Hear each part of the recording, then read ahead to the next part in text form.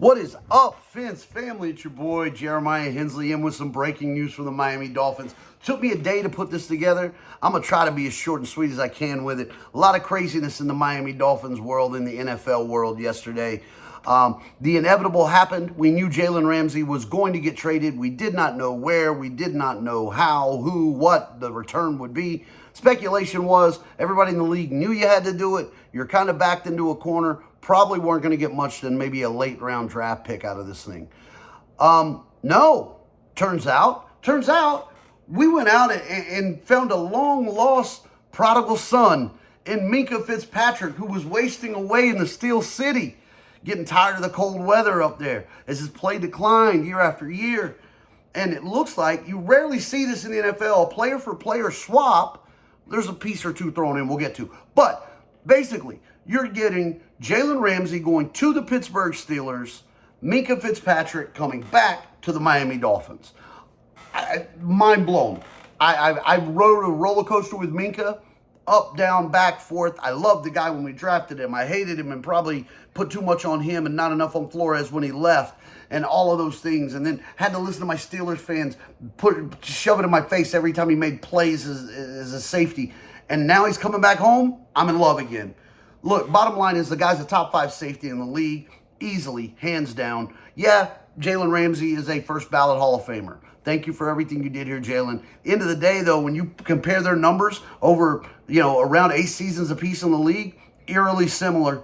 There's one big difference. Jalen Ramsey is going to make $26.6 million. Miami's going to eat 7 of that.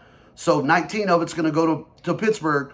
Minkah, we're taking on his entire salary coming back, $15.5 million. So even if you throw on the $7 million on top of that with Ramsey, we're still coming out saving about $5 million right there just in that move alone. Now, the other big thing hanging over everybody was Jonnu Smith. Jonnu Smith wanted to get paid. Jonnu Smith had a hell of a year. Jonnu Smith set records, had the best year of his career, deserved to get paid, an unbelievable second half. Miami wasn't going to pay him.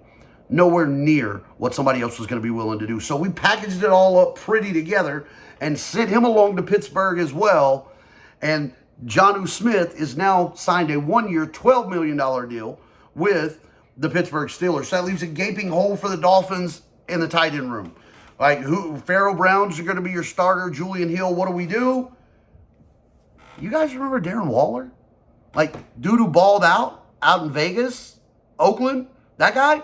Went to New York and then just retired because, Danny Dimes blew up and the whole Giants organization was going down and Daboll wanted to use him as a fullback. That guy that retired last year? Yeah. Apparently, you can get him for just a small 7th-round draft pick.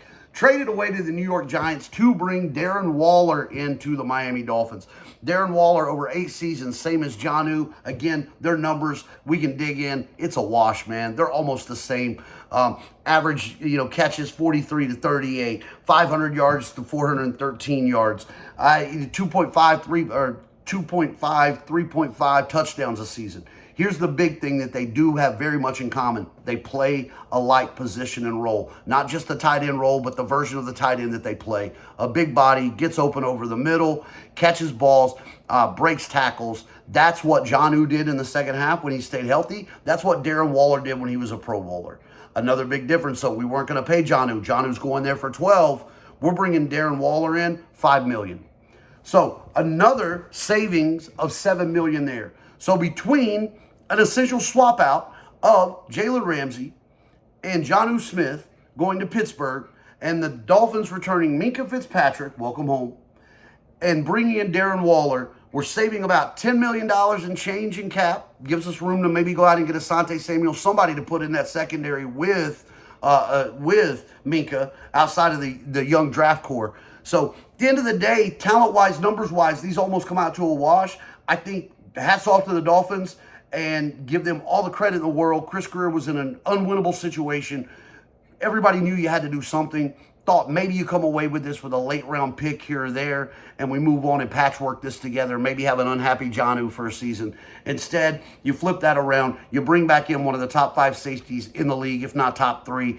the guy's going to be a Pro Bowler again. He was wearing out in Pittsburgh. Welcome back to South Beach. And then bringing Darren Waller in to hopefully, he retired last year. He's had a year off. Injuries were an issue. Maybe that's behind him, a year off. He's healthy. He's got his stuff together. Comes in and becomes a semblance of who he was. Look, we become a lot cheaper and just as good talent-wise. Hopefully in the locker room, they bring a little more attitude to where we're going to try to get this locker room back with McDaniel and these guys putting the pieces together. All in all, I think for being backed into a corner, hell of a job by Chris Greer and the Miami Dolphins. If you know anything, man, Dolphins going to find a way to Dolphins. So I'm sure it's not the last time we'll talk before the NFL season. In the meantime, make sure you're staying over on FL Teams, FLTeams.com. One-stop shop for all things Florida sports. Baseball heading into the All-Star break. NBA free agency in full swing. Of course, Miami making noise with the Dolphins. You know how that's going to go. So we look forward to seeing you over at FL Teams. For Miami Dolphins, Isaac Edelman, FL Teams. Jeremiah Hensley's out. Fins up.